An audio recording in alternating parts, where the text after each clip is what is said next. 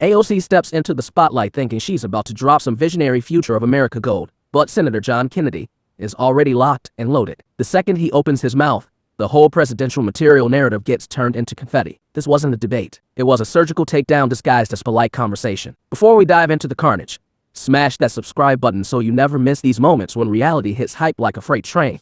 Here now with reaction, Louisiana Senator John Kennedy. Senator, thank you so much for joining us. What comes to mind, what comes to the stomach when you think of AOC running for President of the United States of America? Well, let me address first your question about dark woke. I think the Democrats are trying to appear more manly. Just a thought, but they may want to consider first getting rid of their man purses and their organic broccoli. Dark woke, light woke, mellow yellow woke, it's still woke. And that's the Democrats' problem. If you believe the polls, Jason, most Americans believe that Republicans aren't perfect, but they think the other side's crazy. They think that Democrats, like Congresswoman Ocasio-Cortez, have chosen to become what my son would call utter nutters.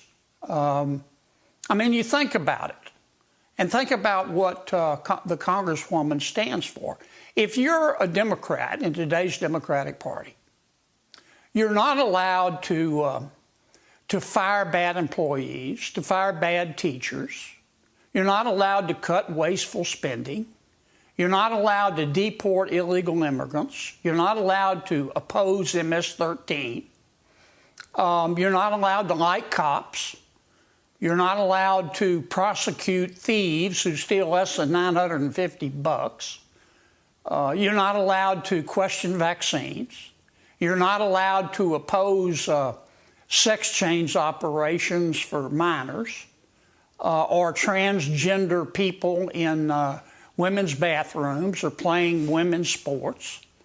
You're not allowed to oppose critical race theory in our schools. You're not allowed to oppose reading porn to grade schoolers. You're not allowed to oppose racial quotas, but you are required to use certain pronouns and to believe that men can breastfeed.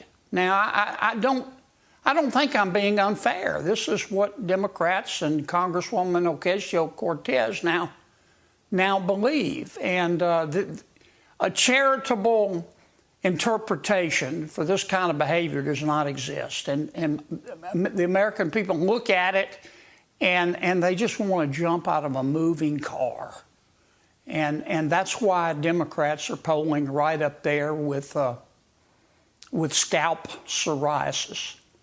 In terms of the Congresswoman, look, I encourage her to run. I hope she does run. I understand. I listened to her speech. I understand her slogan is going to be "Change begins with a mustard seed," which I think is interesting.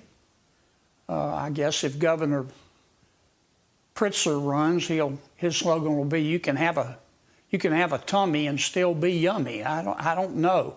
I just think with the Congresswoman, if you scratch the surface, you get more surface. I don't think she has the intellectual firepower to run a campaign to be president, but I hope she does. The interview kicks off with AOC rolling out the usual big picture promises: bold, historic, inevitable. The tone is pure moral high ground. She's the future, and anyone questioning it is just stuck in the past. The host nods along, the audience leans in. The stage is perfectly set for her big presidential glow-up moment. Then Kennedy gets his turn. He doesn't shout. He doesn't interrupt. He just smiles. That slow, polite Southern smile that means bless your heart. But we're about to do this the hard way. He starts with simple, innocent-sounding questions. Too simple. The kind that sound harmless until you realize they're bear traps. The room quiets because everyone senses the shift. Kennedy lets the silence do the work, then drops the first line. The audience laughs, not nervous chuckles. Real belly laughs. It turns surgical from there. Kennedy dismantles her ideas piece by piece with plain English and brutal analogies. No yelling, no name calling, just logic wrapped in razor-sharp sarcasm. Every sentence lands heavier than the last. He compares her economic plans to fairy tales, exposes contradictions that make the whole thing crumble, and makes it painfully obvious that catchy slogans aren't the same as solutions. The laughter builds. Even the host struggles to keep a straight face. This isn't a debate anymore. It's a roast, and Kennedy is carving with a scalpel. Then comes the line, the one that broke the internet. Kennedy sums up the entire performance in one perfect, devastating sentence. And just like that, the future president collapses like a house of cards in a windstorm. The shift is instant. Confidence turns to discomfort. Smiles vanish. The camera cuts away because the reaction says everything. This is the kind of moment that sticks to a politician forever. One exchange, one spotlight, one brutal reality check. It resonated so hard because it wasn't just politics. It was credibility. Kennedy spoke the way normal people talk. No buzzwords, no manufactured outrage, just humor, common sense, and facts fused into a lethal combo on live TV. This wasn't anger. This was precision. That's why it stung so deep. When the dust settled, one thing was undeniable. This wasn't funny in a mean way. It was defining. A single back and forth exposed the gap between viral popularity and actual leadership. Moments like this remind everyone why live TV is still undefeated. If you love watching Kennedy dismantle the hype, smash that like button, drop your favorite line in the comments, and subscribe. We've got more of these coming.